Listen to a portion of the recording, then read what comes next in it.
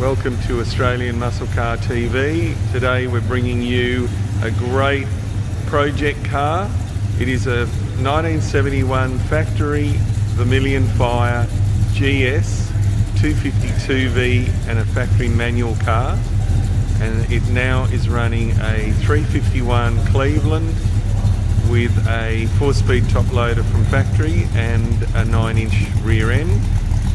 And it is a great car to either put back to a Vermilion GS or to put back to, or to make into a GT. It's sort of on the way there.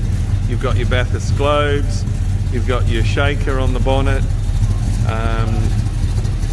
you've got your, obviously you've got your full GS dash and instrumentation,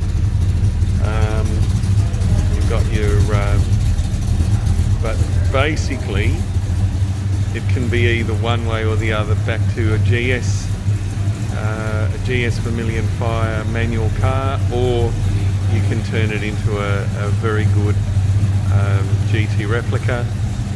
And yeah, if you're interested in this car, it's going to be a really well priced, offers over 75,000. Let's hear it, Chris.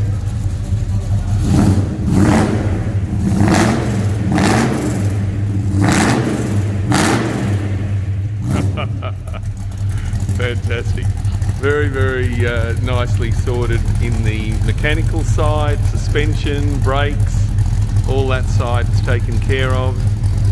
And I guess you can just decide which way you'd want to go, whether it's a GT replica, Vermilion Fire, or back to GS. If you're interested in this car, give Mike Selby a ring, 0414 278 604.